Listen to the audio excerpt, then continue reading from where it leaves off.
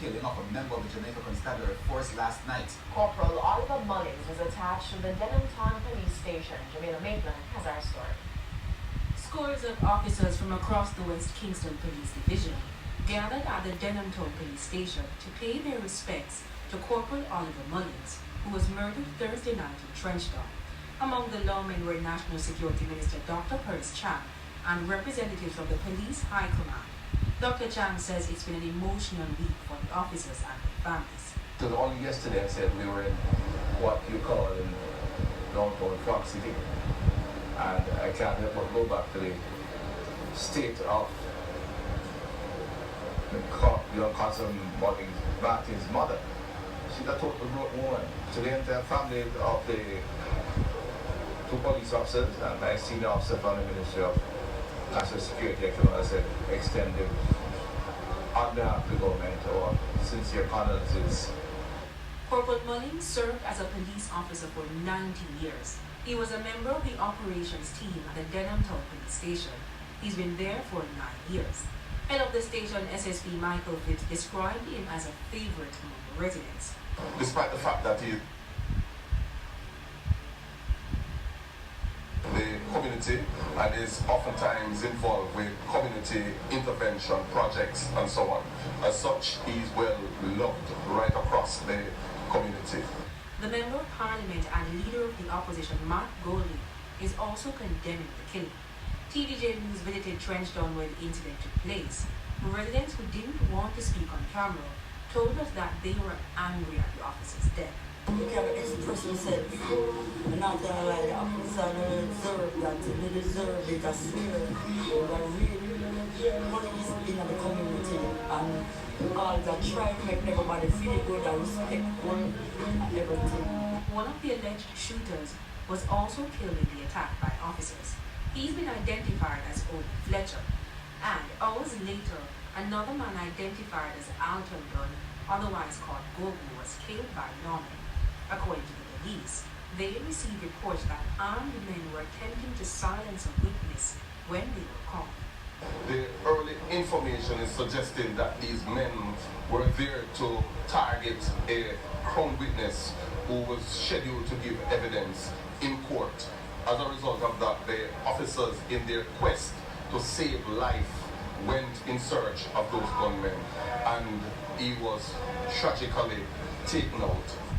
SSP Fitz, while not mentioning any names, says the police are following strong leads, and in the meantime, they're also encouraging those with information to contact the lawmen. Jamila Maitland, TVJ News. Meanwhile, Assistant Police Commissioner Fitz Bailey says the Police High Command is saddened by the loss of Corporal Oliver Mullins. He says additional support will be given to quickly bring closure to the matter.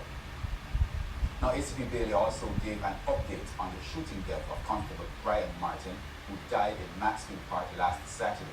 5 other people were shot, including a 10-year-old boy at a wake in the community.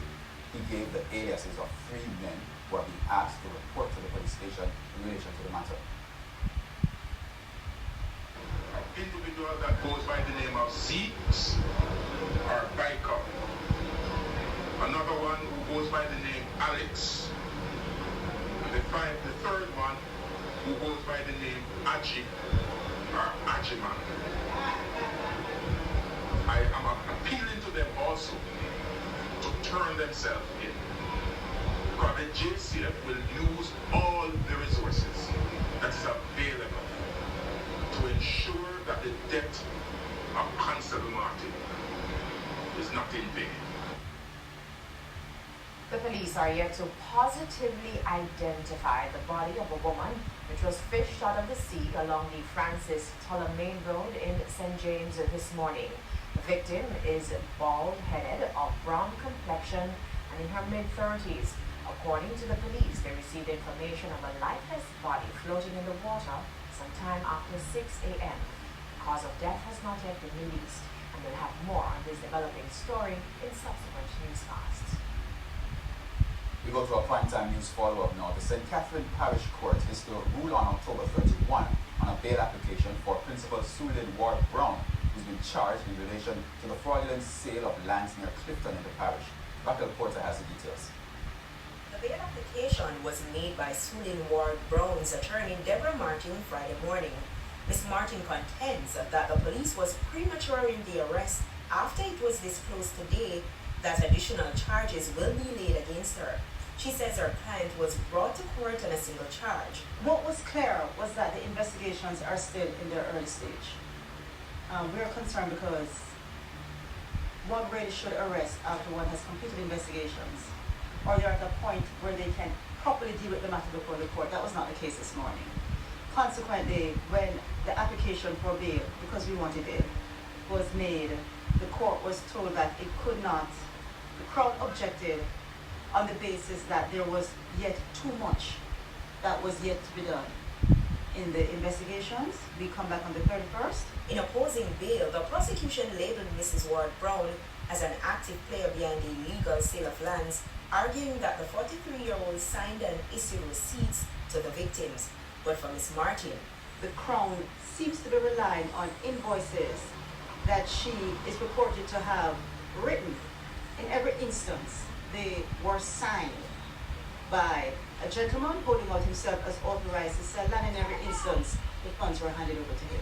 So I'm still waiting to see or to understand what this is about concerning this particular woman. She also expressed displeasure with public comments about the matter. And asked the public to be mindful of the fact that investigations are still ongoing. We should not draw conclusions, and very often, depending on what is said, it can direct investigations in a way that is not about truth, but about confirming